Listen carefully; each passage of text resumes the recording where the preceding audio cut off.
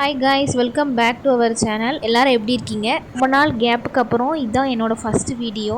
என்னோட பேபிக்கு 6 month complete ஆகுது. அவங்களோட morning to noon routine. Morning எழுந்திரிச்சனே அவங்களுக்கு ஃபீட் பண்ணிவிட்டு திரும்பி தூங்க வச்சுட்டு அதுக்கப்புறம் நான் ஃப்ரெஷ்அப் ஆவேன். ஃப்ரெஷ்அப் ஆகி முடிக்கவே ஒரு ஆல்மோஸ்ட் ஒரு 10 கிட்ட ஆயிரும். அப்படி எங்களுக்கு பிரேக்ஃபாஸ்ட் செஞ்சுக்கிட்டே அவளுக்கும் சைட் பை சைடு வந்து கஞ்சி ரெடி பண்ணுவேன். இந்த கஞ்சி மாவுலாம் வந்து கடையிலலாம் வாங்கலை, நானே தான் வீட்டில் ரெடி பண்ணேன்.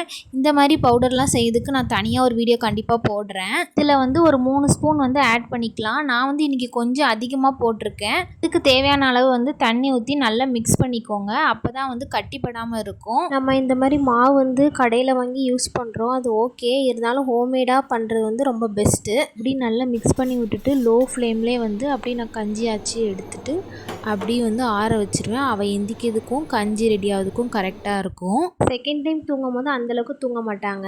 அவங்க தூங்குற கேப்பில் நான் சாப்பிட்டா தான் சாப்பிட்டபடி. அதுக்கப்புறம் நான் சாப்பிட்டு முடிச்சுனே அவங்க கரெக்டாக எந்திரிச்சிட்டாங்க. வராங்களா இல்லையா அப்படின்னு செக் பண்ணி பார்க்குறாங்க. நம்ம அப்படி நைஸாக பார்த்தோன்னா உடனே ஒரு ஸ்மைலிங் ஃபேஸ் தெரியும். எப்பயுமே எந்திக்கும் போது வந்து ஸ்மைலிங் ஃபேஸோடு தான் எந்திப்பாங்க. அது பார்க்கவே ரொம்ப சந்தோஷமாக இருக்கும். அதேமாதிரி குழந்தைங்கள் இருக்க வீட்டில் வந்து டைமே பத்தாது. அதேமாரி தான் எனக்கும். இவ கூட டைம் ஸ்பெண்ட் பண்ணுறதுக்கு டைமே இருக்காது. ஹாய் சொல்லு, ஹாய் ஹாய் சொல்லுங்க. Good morning. அப்படி தொட்டிலேருந்து எடுத்து ஹாலில் மேட்டு விரித்து அப்படி போட்டு விட்டுருவேன். டிவியை போட்டால் போதும், மேடம் பார்த்துட்ருப்பாங்க.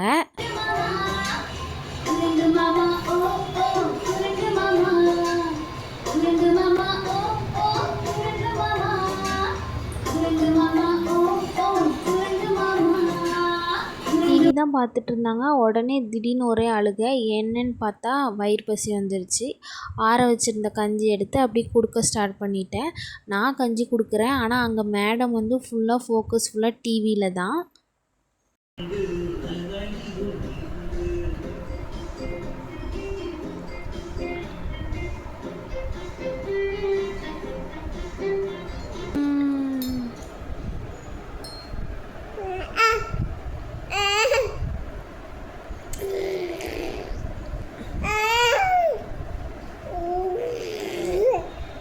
அது செய்யலாமா?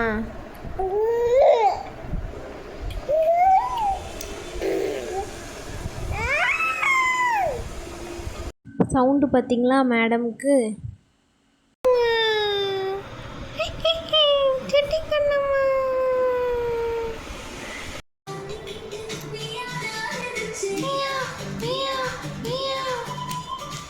அப்படி சாப்பாடு ஊட்டி விட்டுட்டு அப்படி அவங்க கூட கொஞ்ச நேரம் வந்து விளையாண்டுட்டு இருந்தேன். நம்ம விளையாண்டோன்னா அவங்க வந்து ஹாப்பி மூடுக்கு ரொம்ப போயிடுவாங்க. அதுமாதிரி அவங்களுக்கு பிடிக்கவும் செய்யும். விளையாண்டுட்டு இருந்ததில் குளிப்பாட்டவே மறந்தாச்சு. அதுக்கப்புறம் வந்து அவங்கள குளிப்பாட்டிட்டு தூங்க வைக்கணும். அப்போ தான் வந்து நம்ம வேலையை பார்க்க முடியும்.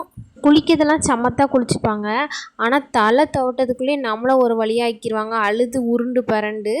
என் பாப்பா தான் அப்படி இருக்காளா இல்லைனா உங்கள் பாப்பாவும் அப்படி இருந்தால் கமெண்டில் மறக்காமல் சொல்லுங்கள். குழந்தைங்கள தூங்க வைக்கணும்னா ஒரு டிப்ஸ் இருக்குது. நல்லா குளிப்பாட்டி எல்லாம் மேக்கப்லாம் போட்டு தூங்க வச்சிங்கன்னா ஒரு 1 hour 2 hour கிட்ட தூங்குவாங்க. அந்த கேப்பில் நம்ம வேலையை முடிச்சிடலாம்.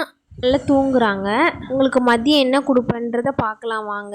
இன்றைக்கி வந்து ஸ்வீட் பொட்டேட்டோ கொடுக்கலாம் அப்படின்னு சொல்லிட்டு அதையும் பீல் பண்ணி வச்சுட்டேன். எப்போவும் ஒரு ஃபுட்டு வந்து கொடுக்குறீங்கன்னா அதை வந்து ஒரு 3 டேஸ்க்கு கொடுத்து பாருங்கள். ஏன்னா சம்டைம்ஸ் வந்து அலர்ஜி எதுவும் இருக்கும். அதனால் ஒரு 3 டேஸ் கொடுத்து பார்த்துட்டு அவங்களுக்கு செட் ஆச்சுன்னா திரும்ப ஸ்டார்ட் பண்ணுங்கள்.